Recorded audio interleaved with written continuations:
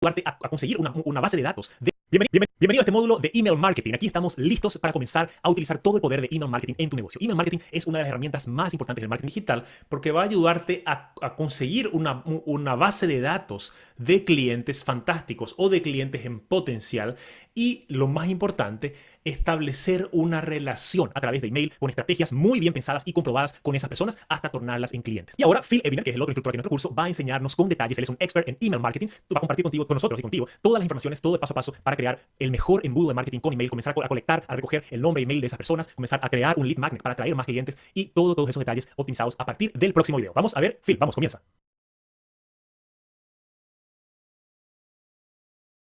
Through the entire funnel. How does this look like with email marketing? Well, you have people who become aware of you, and then you send that traffic, whether it's through YouTube or really social media or really wherever, but you send that to an opt-in. Welcome to the Digital Marketing Masterclass. Diego and I are so excited to still have you in this class, and we hope that you've been enjoying it thoroughly. So the next step in this digital marketing world is setting up your email marketing system. Email marketing is so important. For me, it's still the highest converting tool as compared to social media or other content marketing like YouTube or blog writing. So it's so important as you get started to start collecting email addresses. That's what you actually do. The basic process is getting email addresses from people and delivering them content. Not only sales content, but also educational content and inspirational content. What do you do when you wake up in the morning?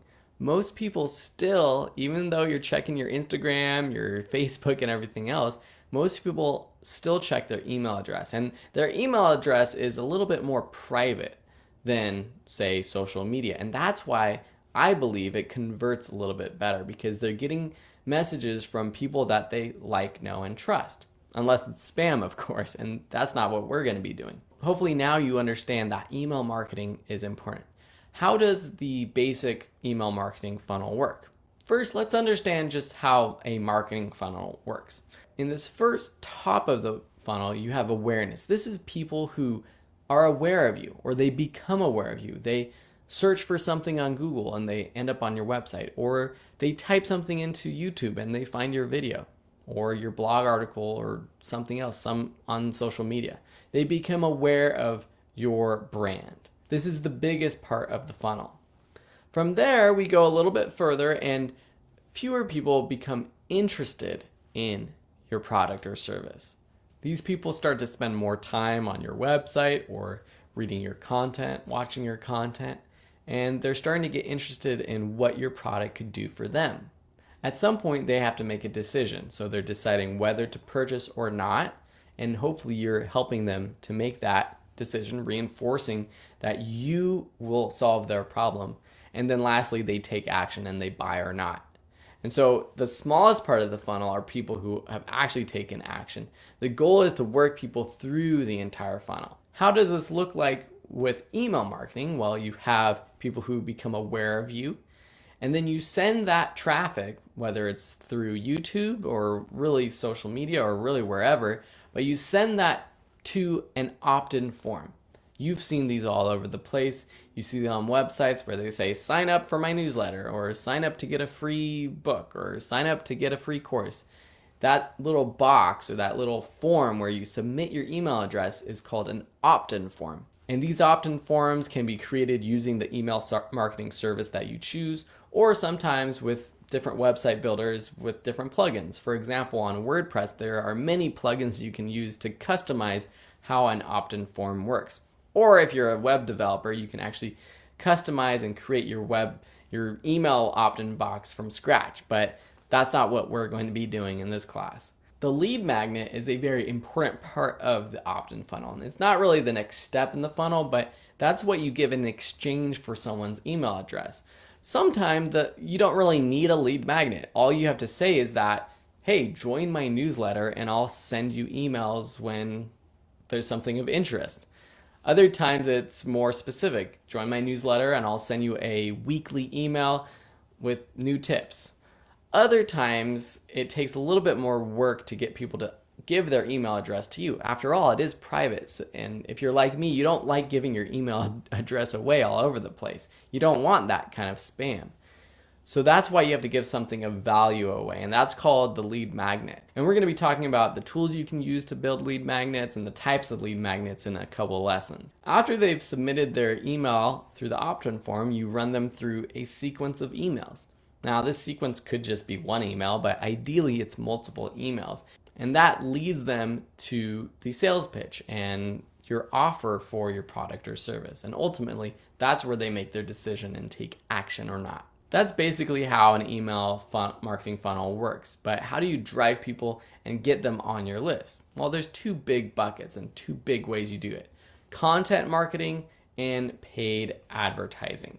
So with content marketing, we're talking about YouTube videos, blog articles, creating some sort of interesting, inspiring, entertaining, educational type of content that they consume, that then directs people to a page where they can opt in. Or maybe that page has an opt-in form on it, like a blog article. I'm going to lump social media into this as well, because even though it's not really big content that you're creating on social media, in general, I'd say that with a hesitation, because on Facebook and on these platforms, you can put up big content. You can put up your own videos and host it on places like Facebook, which is good. But in general, it's more, your latest news or your latest thoughts or status updates. But more and more, we are sending people to our website and opt-in forms through social media nowadays. So I'm going to categorize that under content marketing for this case. The next is through paid advertising, and that could be through the big two. What we're going to talk about in this course are Google and Facebook. Google ads that show up along the search results on Google, as well as Gmail and lots of other places on different websites, or Facebook, whether you're putting up an ad or you're simply boosting a post of yours, which shows up as a sponsored post or basically acts as an ad. And boosting posts is a good way to get people aware of your brand, that first part of the funnel. Perhaps they might get interested if they click on it, they read it, and that's where, if you have an opt-in form on that page, you can actually get someone directly from a paid advertisement onto your list in a couple of steps. This is the theory behind email marketing. We're going to dive deep into these different aspects of it in the next lessons and later on with Facebook advertising and Google advertising. But for now, you understand the basic way that an email marketing funnel works. Cool? All right, let's move on to the next lesson. Recommended email marketing tools. First, let's understand what an email marketing service is. Basically, it allows you to send mass emails to a lot of people. If you're using your regular personal account, like a Gmail or a Yahoo account, and you are sending hundreds or thousands of emails, the same email to all those people, your account might get marked as spam. So you need an actual tool that helps you to do this. But there are also many other reasons why you would want a tool to assist with this. One is just the automation of all of it. From getting the person's email through an opt-in form to automatically sending them emails or a sequence of emails to being able to segment your audience and tag them in certain ways so that you can put your audience into different buckets so you know how to market to them better. Plus automatically sending out a lead magnet to a new subscriber. That's what an email marketing service does for you. A few things to consider are the cost, the tools that you get, and the support. I've tried different types of email marketing tools, and the support is better than the others. And at the end of the day, when you're getting started out, sometimes that is a huge factor. I'm currently using ConvertKit, which I absolutely love, but they did go through some growing pains in the beginning where they were just starting out, they had a small team, and their support wasn't that great. On the other side of the spectrum, if you're using something like Aweber or MailChimp, who has thousands, literally, if not hundreds of thousands of people using their tool, their support might not be as personalized as you would like. There are so many tools out there. Some of the most popular ones are MailChimp. You probably hear those ads for MailChimp if you listen to a lot of podcasts. Aweber, Constant Contact, Infusionsoft is one that a lot of big name marketers use, but it's very confusing. It's very robust, great for doing what it does, but not easy to get started with. And then ConvertKit is sort of the new kid on the block that has a ton of great features that a lot of new marketers are using. I can't tell you exactly which one to get started with because your budget is different. The things you're looking for it to do are different. I can only talk from my own experience. I've used MailChimp before. MailChimp is great to get started with because they have a free plan. And if you go to any of their websites, you'll be able to find out more information about all their different plans.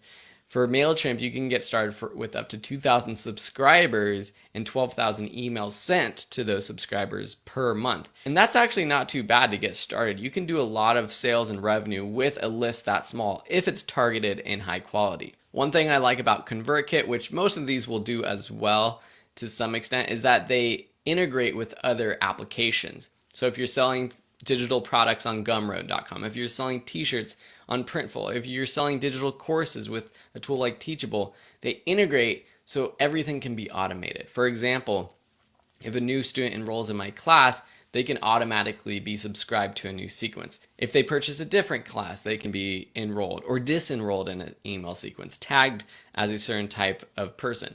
So if someone enrolls in one of my photography courses, for example, I tag them as a photographer. So in the future, when I send out photography related emails, then I send it to that person. But I won't send those emails about photography to people who are perhaps tagged as motion graphics artists and not photographers. If you have specific questions about any of these tools, feel free to leave a question in the Q&A tab. Specifically about ConvertKit, I'll be able to help you out there. If you have questions or you want to look into the back end of any of these other tools, most of them have Facebook groups. So if you search for example, ConvertKit on Facebook, you can find their Facebook group and you can kind of see what's going on. You can see what people are talking about, if there's a lot of people complaining about them, people are really happy with them, if they're rolling out new features, what kind of dialogue they have with their users. So that's something I would recommend doing. Thanks so much for watching, and we'll see you in the next lesson.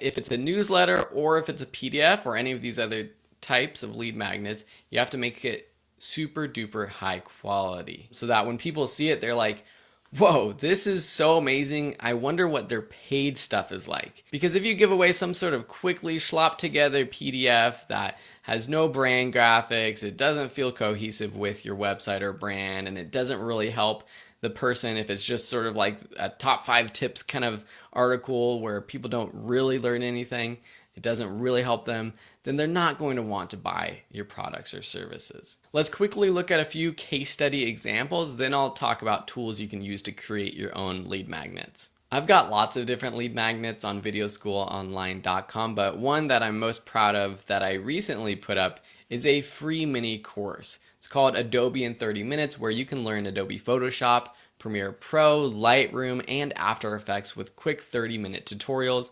And it's just basically a course that I uploaded and hosted with teachable.com, and you can see it here on my homepage. I also have other free courses, but it's better, and it's somewhere, this is something that I'm getting better at, and I've changed around my homepage just to test out, but it's always better to have one call to action, or simplify your calls to action on your homepage. You don't want to make it too distracting. I have lots of stuff going on. You can see I've got my opt-in or my freebie lead magnet. I've got tutorials. I've got courses down here. So I've got a lot going on. This is definitely one area that I could improve. And I go to people like Amy Porterfield, for example. Amy Porterfield is a digital marketer herself. She does a lot of great stuff with webinars, her podcast, blogging, and on her homepage, she has 3 options for lead magnets. Free cheat sheet for rapidly growing your email list, a cheat sheet for online course creators, and a cheat sheet for webinar creators. So really, she's catering to 3 different types of audiences, or someone who wants all of those. And of course, if you click on this, you're going to have to submit your email. That's how it works. So she's a marketer, and I see a lot of marketers like her, and it's easy to try to replicate what the marketers are doing because they know what they're doing. They do a good job of marketing. But a lot of them are just marketing information. What about people who are actually selling a real digital product or something that's not related to marketing?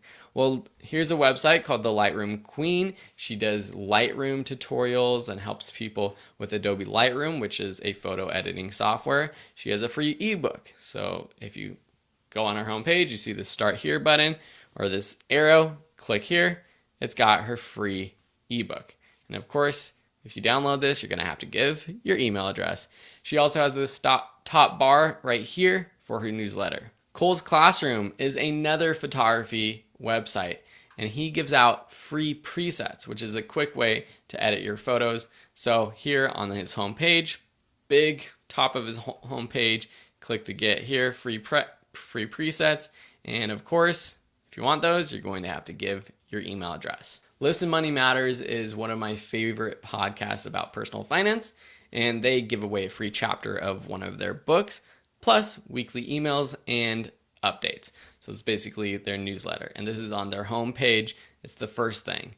And I would say that because building your email list is probably the most important thing you should be working on as a digital marketer, it should be the main thing on the homepage of your website. Well, I created one of my most downloaded lead magnets in InDesign. It was a PDF guide for online course creators. You can use a tool like Microsoft Word or even for free Google Docs to create a PDF document. If you want to host videos, you can use YouTube or Vimeo.com and host your videos for free. You don't have to make them public, and then you can embed them on a page on your website that you don't share anywhere except with people who sign up for your email list. And when someone subscribes, you can just send them a quick email.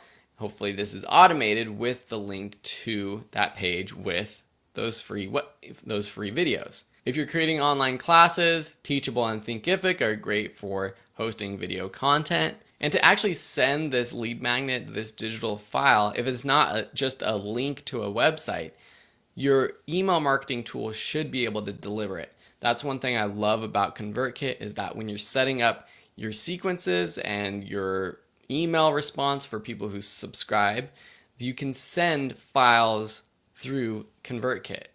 If your email marketing tool doesn't host digital files for you, you could use a tool like Google Drive, Dropbox, really any cloud storage to host your files, and then you would just link to it in the email that you send to new subscribers.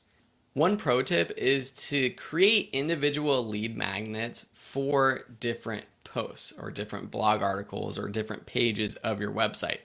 Nick Loper of Side Hustle Nation does this amazingly.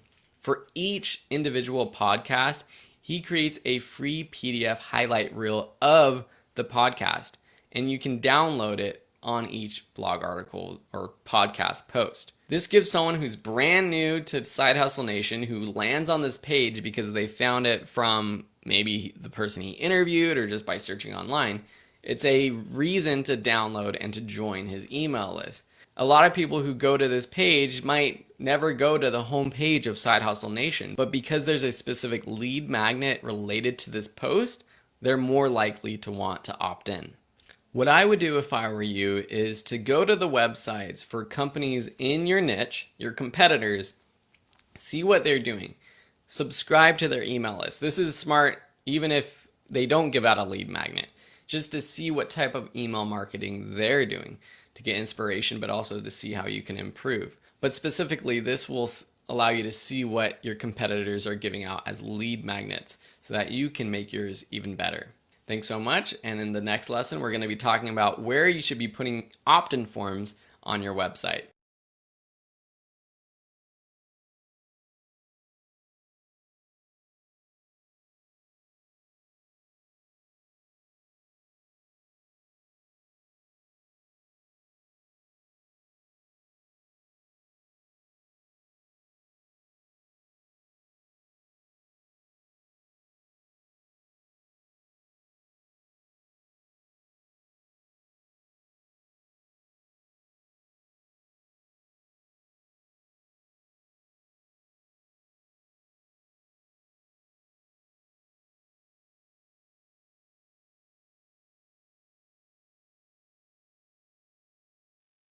Here are the best places to put opt-in forms on your website. The way you put this on your website will be different depending on what your website builder is. So we're not going to dive into how we actually add these to your website. If you have questions, please let us know. If you have specifics about WordPress, I know those are things we can answer. Also, Google is your perfect friend for these kinds of situations. But we do want to go over the best spots that we think convert well. So let's look at some examples.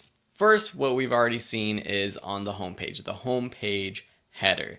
So here is Smart Passive Income, Pat Flynn, one of my inspirations. He has his photo at the top, and then right underneath, he has his opt-in form. And his opt-in form here is just for joining his community. He's not selling anything. He's not, quote unquote, selling anything. He's not even offering a lead magnet right here. It's just to subscribe.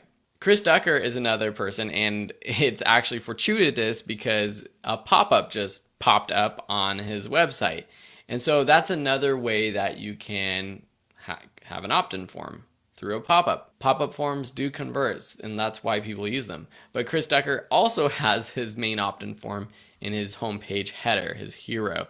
And here he lists all the different things that he gives away. The sidebar is another great place. That's the bar that's on the side of most websites, especially when you're looking at blog articles. And the reason why this is good, and you're looking at Video School Online with my free course opt-in or lead magnet, is that if someone finds my tutorial, say someone's searching for neon sign tutorial in After Effects, and they end up finding this through Google, they might come straight to this page and see my sidebar, but never go to my home page. So having this here is a good idea. Having a great lead magnet that targets all of your biggest target audience is good to put in your sidebar. Mr. Money Mustache, another inspiration of mine, he shows how you can put an opt-in form at the end of a blog article.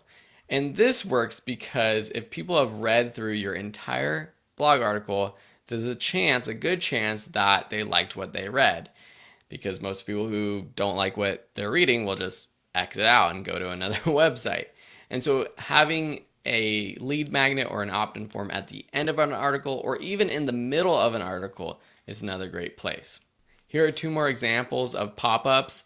Here's for Pencils of Promise. So they don't have an opt-in form on their home page, but after a few seconds, a pop-up did pop up asking for my email address. This one's kind of funny from smartinsights.com.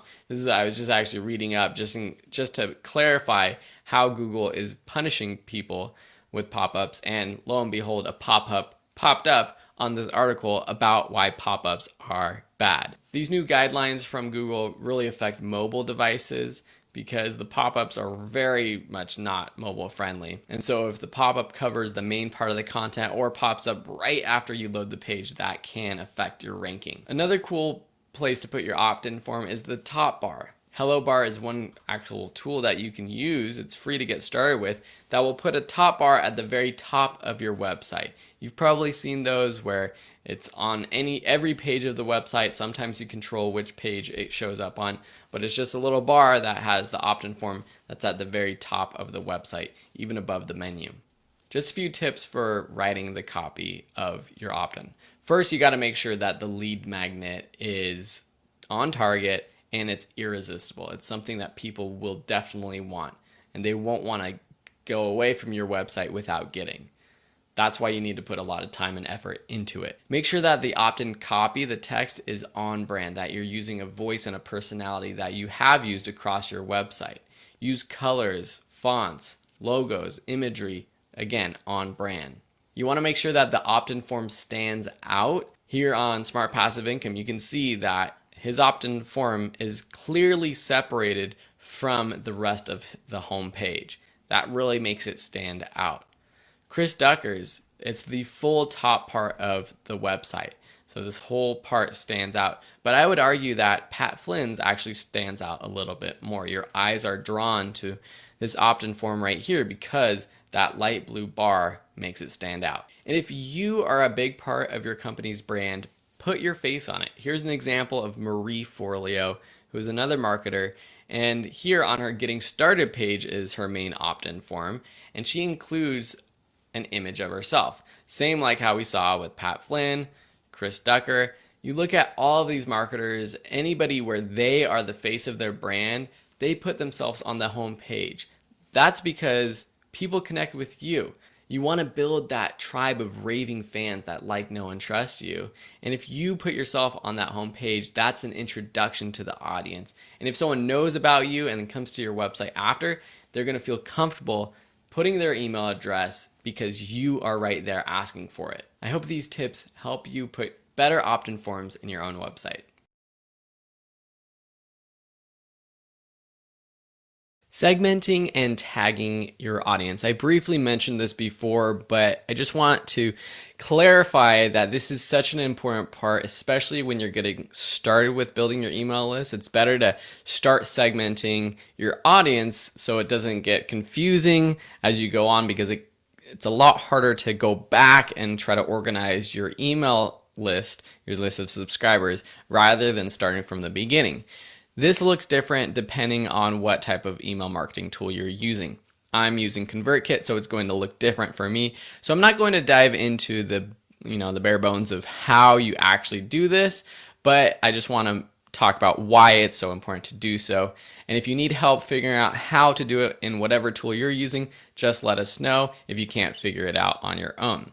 So why is tagging so important? Well, the idea is that you're grouping together people who have similar interests so that you can send emails related to that particular niche to that group, rather than if you have a large audience on all kinds of different topics and sending the same email to everyone, because the click-through rate and the engagement on those types of emails won't be as good as if you are targeting a specific group or segment of your audience. If you have one audience and you're in one niche, then this might be a little different, but even still, you're able to tag people with different tags, such as people who are brand new to your website. Maybe you create a tag for people who have purchased a product of yours, so you know that these are people that have spent money on your site before or in your business. You can also automate the way that people get email sequences depending on the tag that they get.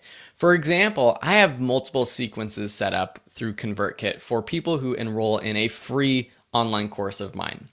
They start getting those emails, and while I educate them, I'll also throw in some promotional emails for the paid courses related to the course they enrolled in. If they end up enrolling in that paid course, I don't want to continue to send them the emails promoting that course to them.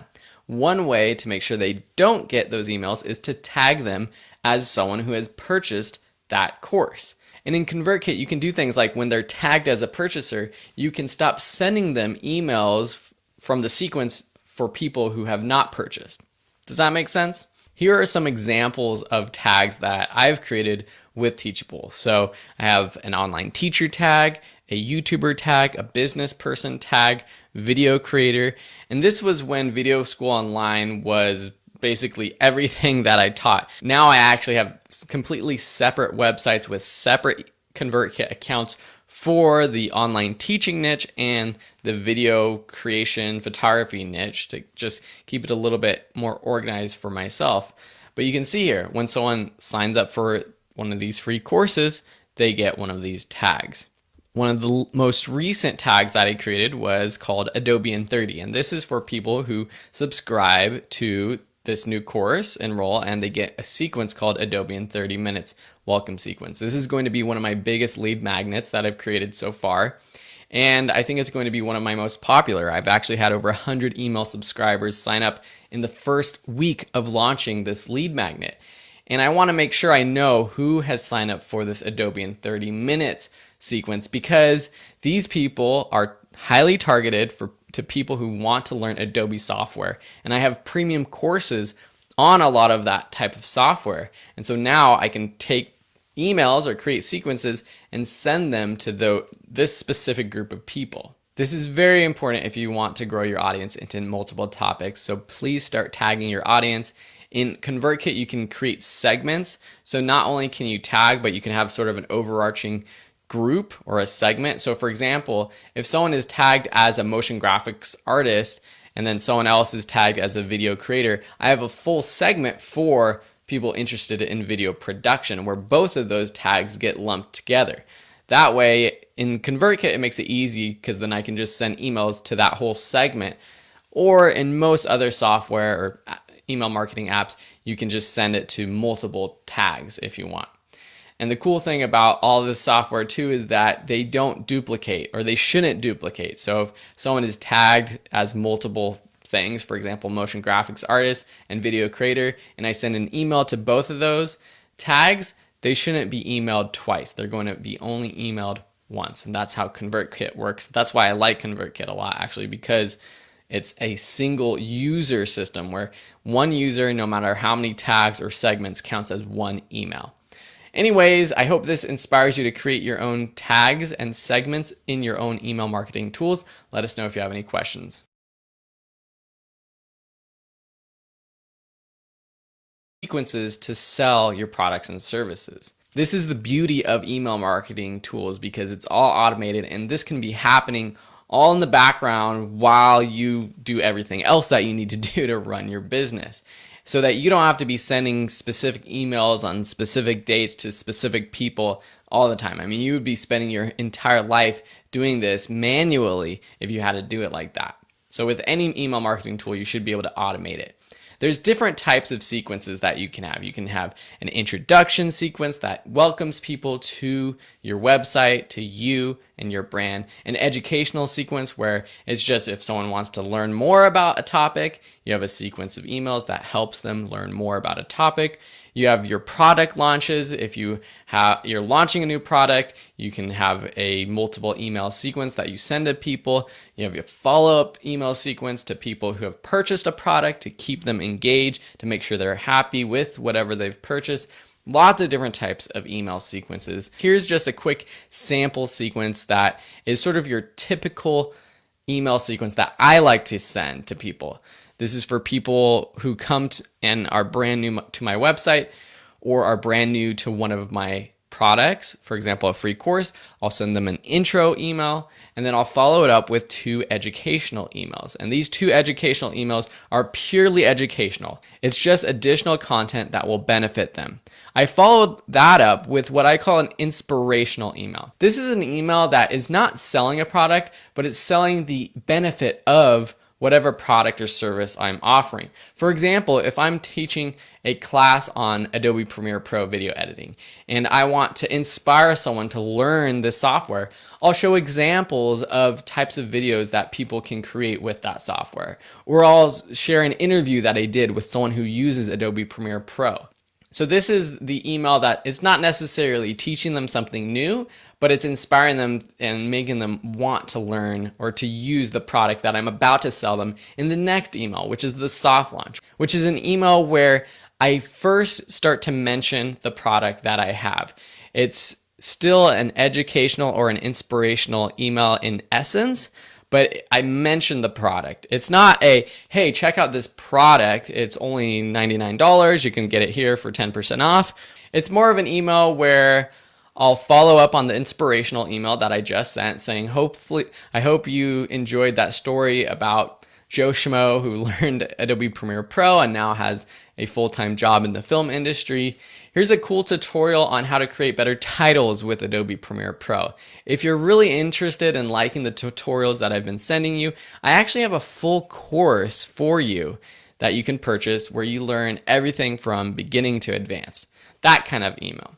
I'll follow up that soft sale with another inspirational email to reinforce the idea. And this maybe is a testimonial from a student of mine, a user. How did the product change their life? I might include a link to the product in this email, maybe not, because in the following up email, the hard sell, that's where it's just purely promotional.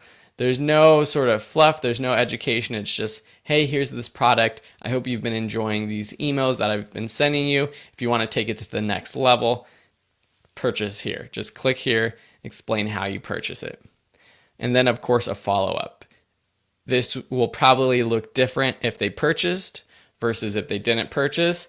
In ConvertKit and most tools, you can automate it. So if someone purchased a product, they might be transitioned to another sequence entirely. Or you can usually add funnels to your emails. So if someone purchased, then they wouldn't actually get the follow-up email that says or asks, why didn't a person purchase the product that you promoted, or whatever your follow-up is to people who don't purchase. But it's a good idea to have those follow-up emails.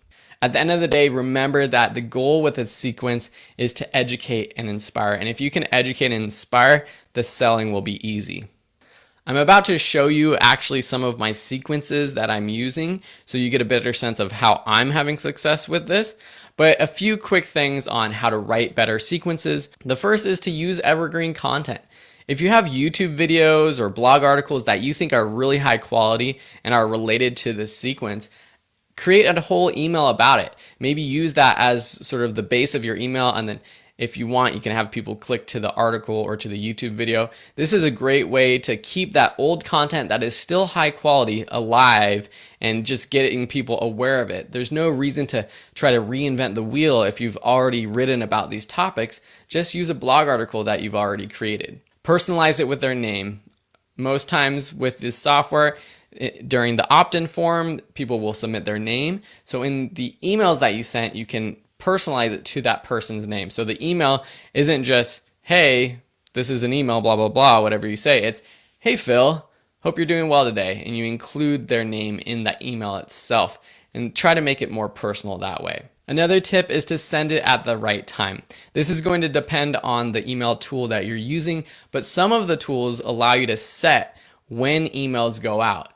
And there's lots, I'm going to actually include some links to articles that explain all of this, but there's a lot of research that's been done into when's the best time to send an email. There was sort of an aggregate article that I recently read. They did a lot of research from many different sources, and they found that Tuesdays and Thursdays at 10 a.m. is a great time. Now, 10 a.m., that's different for people all around the world, but if you can send it at 10 a.m. no matter what time zone people are in. That's one of the cool things about some of these email marketing tools. Not all of them have it yet. Otherwise, think about where most of your audience is. If most of your audience is in the United States, sending it 10 a.m. Eastern time is a great idea, because that's where most people live. I believe about half of the people in the United States live in the Eastern time zone. There's a lot of people on the West Coast and Pacific time, but even still, sending at 10 a.m. Eastern time will result in a 7 a.m. Pacific time email. So it'll be the morning. And that's where a lot of people are who have money to spend. So really for most businesses, 10 a.m. Eastern time is a good standard. But it might be different depending on your niche. Some people found that sending on the weekends is really good, which is sort of weird because you wouldn't think that sending emails on the weekend is a good idea. But some people found that they had higher click-through rates and higher open rates on the weekends, maybe because people have more time. So it's a good idea to test. And the great thing about these tools is you can analyze the success of your emails by seeing what the click-through rate was, what the open rate was, and you can see, okay, if I sent this type of email at this time, did it do good or not? So you should be looking at your analytics too. The last quick tip is to test different subject lines. I'm going to be talking and giving more tips about subject lines in the next lesson. In some tools like ConvertKit, you can actually do A/B testing with subject lines, which is one of my favorite things about ConvertKit. You can actually test two different subject lines. And what happens is ConvertKit will send out your email to a certain percentage of the people receiving that email. And then they'll see after like 3 or 4 hours which subject line worked best.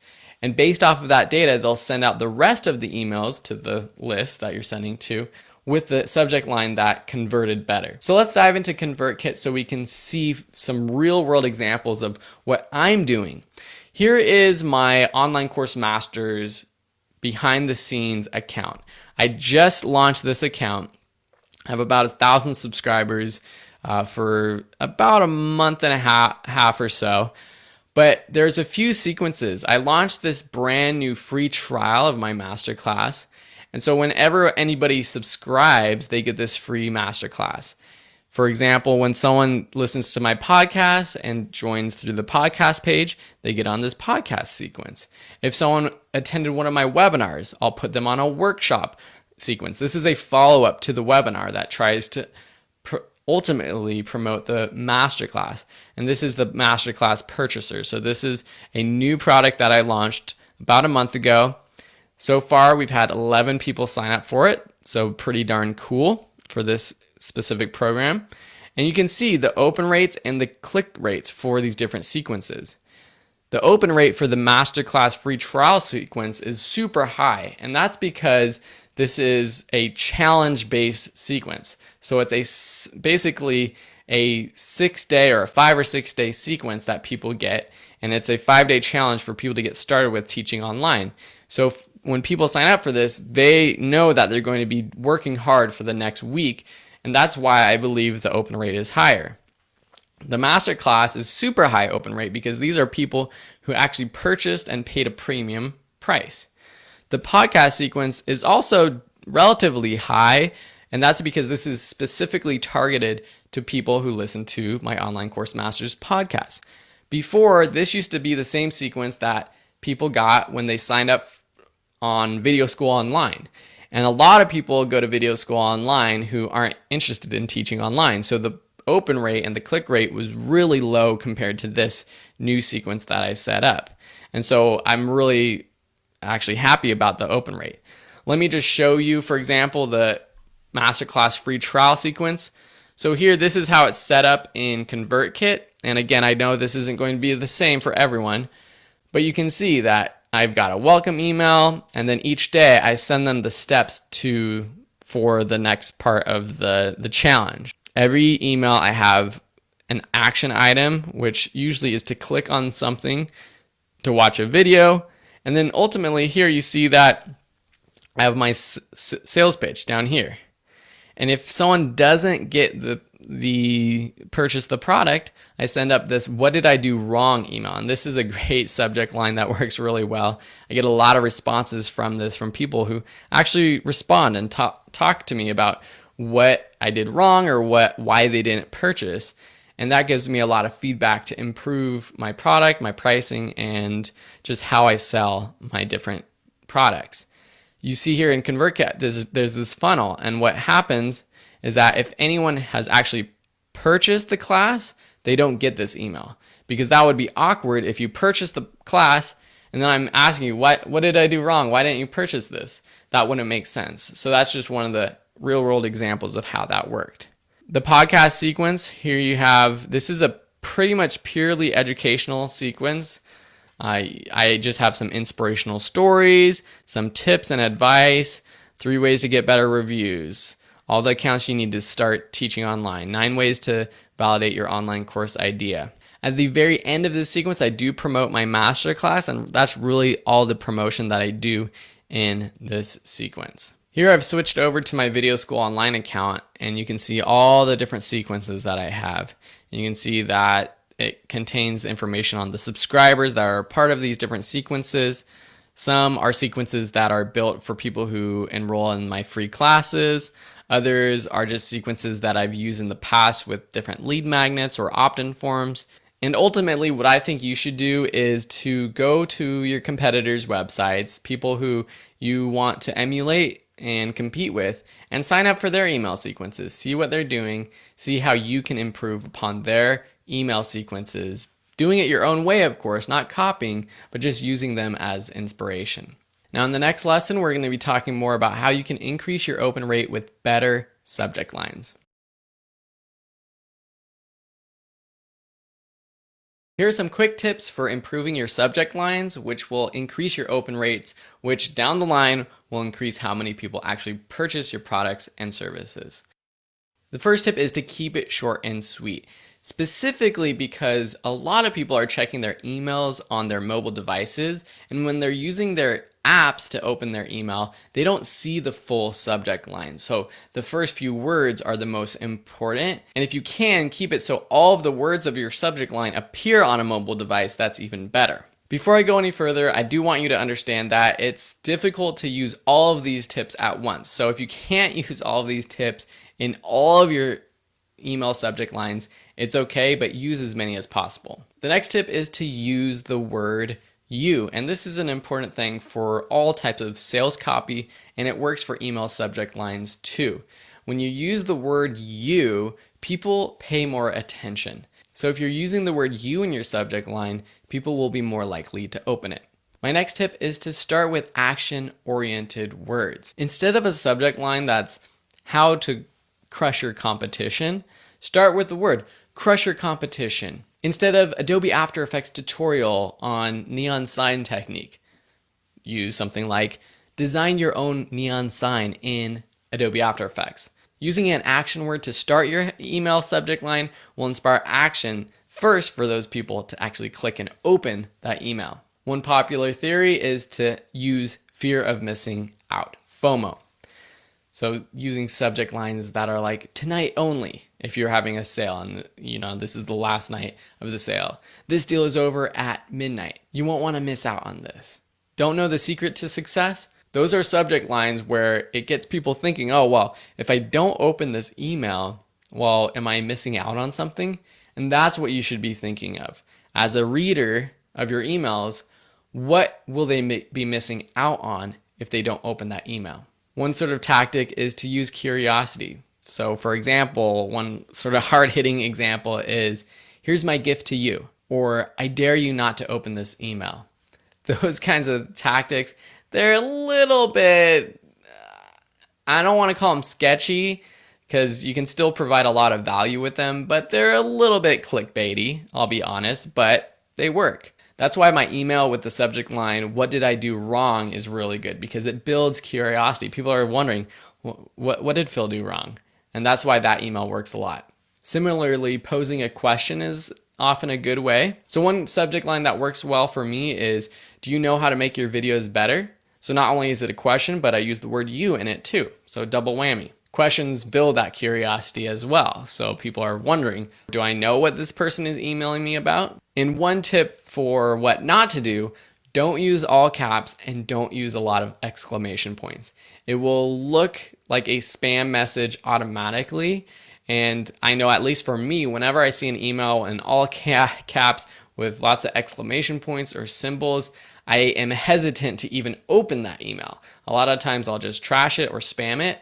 And that's just a common practice for people who are, that kind of sleazy, in-your-face type of marketing. That is not what we're teaching. It might work for some people who like to trick people into buying their products and services, but that's not what we're about. So I would encourage you not to use the all caps and the exclamation points in your email subject lines. I hope these tips help you when you write your own email subject lines. If you have any other tips or advice, please feel to share it with us in the discussion board on the class. This lesson, I'm going to dive into the back end of ConvertKit to show you how I'm using analytics to improve the way that I send emails. This is so important if you can do A/B testing of subject lines to see who is actually opening your emails, what your click rates are, to compare different sequences to see what types of emails do better.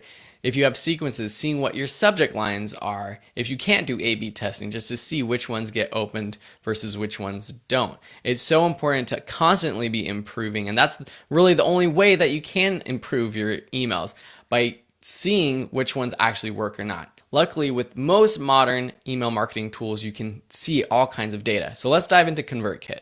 First, I want to show you how I use the A/B testing for subject lines. Here are some of my broadcast emails. These are not parts of sequences.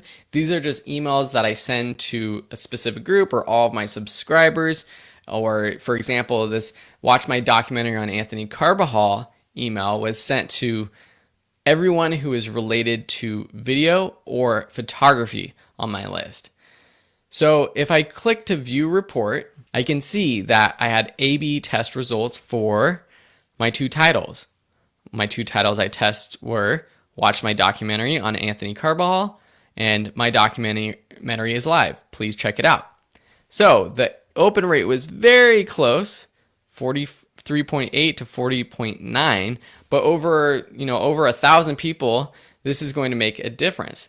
Using the action word watch definitely helped.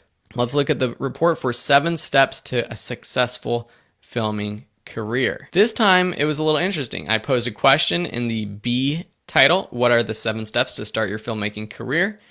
or 7 steps to a successful filmmaking career. The difference is quite significant. Here's an email. I don't have a lesson about this in this course, but pruning your email list is important. You want to have a super high quality email list. And for me, that means that I'd rather have 2,000 people on my email list than 10,000 people who aren't engaged. And so what I do is I prune my email list every few months or so. So what I'll do, and you can easily do this with ConvertKit, is you can send an email to anyone who hasn't opened an email in the past few months. And if people don't respond to that email, I'll prune them off my list. So I got rid of like almost 2,000 people just a couple months ago because I don't want to be paying for people on my list if they're not engaging with me. So let's look at one more Phil's income report, April 2017. So here the clear winner was Phil's income report that includes the amount that I made in that month because people like seeing those amounts. The open rate 44.3 compared to 35. The click rate also much higher in that batch of emails that were sent. So it might, who knows why the click rate is a lot higher with that subject line. Sometimes it doesn't correlate. This time it did. So let's look at one other types of analysis that I do. So here's a brand new sequence that I started last week. I mentioned it. This is for a free course called Adobe in 30 Minutes. I put together a free series of tutorials and over 116 people have signed up so far in the past week. So that's over 100 people who are brand new email subscribers. What I want to see is the amount of clicks because the email that I sent is a welcome email and I can show you the content of that email. This is just a quick welcome email to Video School Online. It says here is how you can access your free 30-minute tutorials, and then below I give them more resources that I provide for them. So I've broken it down into my tutorials, my membership program, my resources page. These are the things that if someone's brand new to Video School Online, I want to let them know about them. So I'm interested to see, okay, which of these do people click on? Do people click on the membership page? Do people click on the individual classes that I show down here? Does anyone click the most recommended resources? Because this is a brand new email that I'm sending out, I don't have that much data, but if after a few weeks or even a couple months, no one has clicked on the most recommended resources page, I'm going to take that out of this email because it's not adding any value. So I can already see that I had a number of people who clicked on the individual classes. So just a few right now. A number of people clicked to access their 30-minute tutorials. A couple people clicked on the Video School Online page. So I can see that a few people have clicked these individual links. That also tells me which types of classes people who sign up for my email list are most interested in. If a lot of people are clicking on the photography masterclass, for example, after a few months, if 50 people have clicked on that link, that tells me that I should promote this class to them. And what I can actually do, which I'm not going to do now because it'll show you their email address and that's private, but I can actually click on this link and I can send emails to this group of people. So after a few months, if 50 people have clicked on this link, I can send them an email saying, hey, I noticed you were interested in the photography masterclass. Check it out here. Do my spiel why people should enroll. I can even filter out people who have purchased the class already. So anyone who clicked on it and purchased won't get that email. And that's one type of funnel you can do in ConvertKit. There's all kinds of things you can do with the analytics of your email sequences and your emails that you're sending. But it's important just to pay attention. Even if you don't dive too deep into the analytics, just checking the open rates of your sequences and specific emails. So for example, if I go into my podcast sequence, this used to be on Video School Online, and if I go into reports, I can see the open rate for specific emails in that sequence. And I can see, okay, which ones are being opened more or less? Which ones are people unsubscribing from most?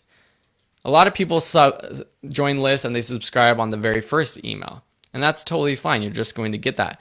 But if there's an email that is getting a lot of unsubscribers later on, maybe I need to change that up. It's not as valuable to people.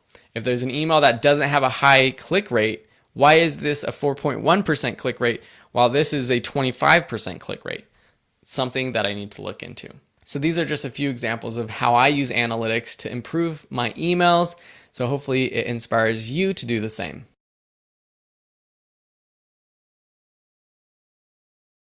In this video, I want to show you a case study of what I recently did to get over 100 new subscribers in less than a week. I talked about this briefly, but I created this Adobe in 30 minutes series of tutorials, and I package it together as a free mini course using teachable.com to host. So here it is on the course site, and you can enroll for free. And my idea is that I'm going to give this free lead magnet, this free course out in exchange for people to sign up. And whenever anyone signs up through Teachable, I get their email address. And then I can promote my other Adobe and related courses to them.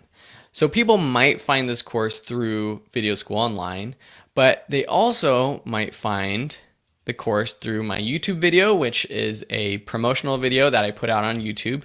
You can see that I'm actually recording this on July 23rd.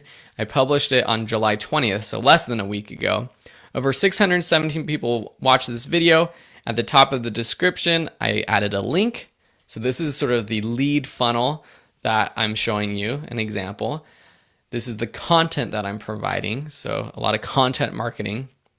Here I used a YouTube card great, it's clickable for mobile users, so people can quickly click on this to go to the course page. I also published this on my Facebook page. So here's the Facebook post. Over 162 people viewed this. It's been liked a number of times, and people are loving it. This person says, anyone love this as much as I do? So that's awesome that people are engaging with this post. I link directly to the course from this post. I haven't paid for any marketing. This is all purely content marketing here. One other thing I did was I did put this on my homepage of Video School Online as one of the main lead magnets on my homepage. So I can actually track how many people have clicked this link on the homepage. I haven't done that yet, but this is a big opt-in sort of box on my homepage as an example. So you don't necessarily need to have one opt-in on your homepage. You can change it up if you want or have multiple. I've mentioned before that it's better to have sort of one opt-in, and that's typically the case, but I'm just always testing different things out and seeing if this works. So what are the results of launching this free course and publishing and promoting it on YouTube, Facebook, and my website? Well, what I used was PrettyLink, which is a free plugin for WordPress, to create a short link for the course page. So it's videoschoolonline.com/Adobe, and that allows me to track everyone who has clicked this link. And I put this same link on Facebook, YouTube, and my website. It would be better actually if I did this and created unique short links for each platform so I can see where people are coming from. But the cool thing I see is that over 234 unique people have clicked on this link, meaning, and that's resulted in 116 people who have signed up. And the way that I know that is because, I could go into Teachable stats, or I can see on ConvertKit that I've sent the welcome message that is sent to anyone who signs up for this course to 116 people. This 116 doesn't mean 116 new subscribers. 108 over here is how many new subscribers that I have, which means 8 people were already subscribers of mine who then were added and sent this email. But this is 108 new subscribers in just a few days with that lead magnet. Now, this is going to look different for you. I already have somewhat of an audience on Facebook and YouTube purely from content marketing over the past few years.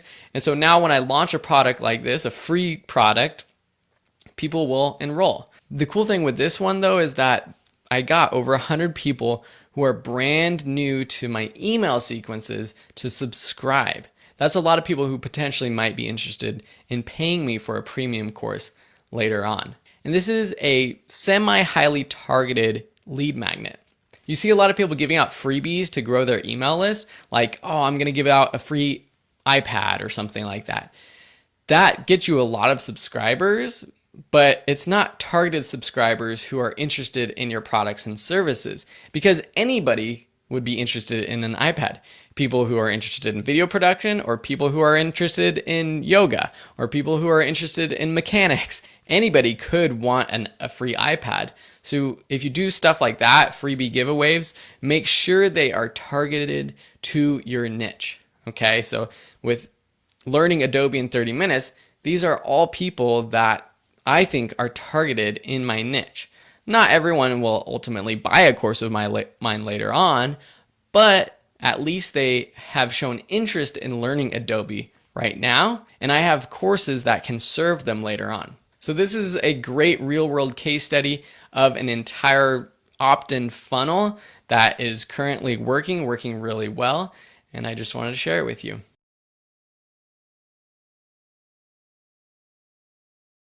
Bienvenido a este módulo. Aquí vamos a comenzar a hablar de copywriting y blogging, dos herramientas poderosas para tu marketing digital. Copywriting es la definición oficial, es cuando escribes alguna cosa, creas